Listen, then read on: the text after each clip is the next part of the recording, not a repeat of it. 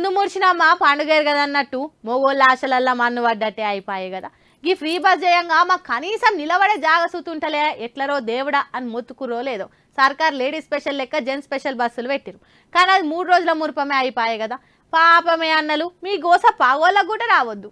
తెలంగాణలో ఆడోళ్లకు free bus journey ఫ్రీగా నడుస్తున్నది. ఇది జయంగా ఎక్స్ప్రెస్లు పల్లె వెలుగు బస్సులల్లో ఏడ చూడు ఆడోలే కానొస్తురు. సీటు కాదు కదా కనీసం నిలబడే జాగ లేకుండా పోతుంది అని ఇప్పటికే మొగోళ్ళు మొత్తుకోవట్టిరు. జరనైనా అన్నల కాసరైదామని కొత్త ప్రయోగం గిట్ల షాల్ చేసిరో లేదో గట్ల మూలకు పడ్డది. లేడీస్ స్పెషల్ లెక్క జెంట్స్ స్పెషల్ బస్సులు పెట్టిరు. కానీ ఏం లాభం, అది 3 రోజుల ముచ్చట లెక్కనే అయిపోయే. ఇది మొదలు ఇబ్రహీంపట్నం బస్ డిపో పురుషులకు ప్రత్యేకం అనుకుంటా షాల్ చేసింది. ఇబ్రహీంపట్నం నుంచి ఎల్బీ నగర్ నడుమ ఇది నడుపుదామని చూసిరు. అయితే సోమవారం నుంచి బుధవారం దాకా మంచిగానే నడిపించిరు. అటెన్కా స్పెషల్ బస్సు సర్వీస్ ను తీసేస్తున్నాం అని డిపో మేనేజర్ అనబట్టే. ఆగో గట్లెందుకు సార్ అంటే ఇబ్రహీంపట్నం నుంచి ఎల్బీ నగర్ రూట్ లా నిత్య బస్సులు నడుస్తూనే ఉంటాయి. ఈ స్పెషల్ బస్సు దాని టైమింగ్ బట్టే వస్తది. అప్పటిదాకా మొగోళ్ళాగుడు కష్టం.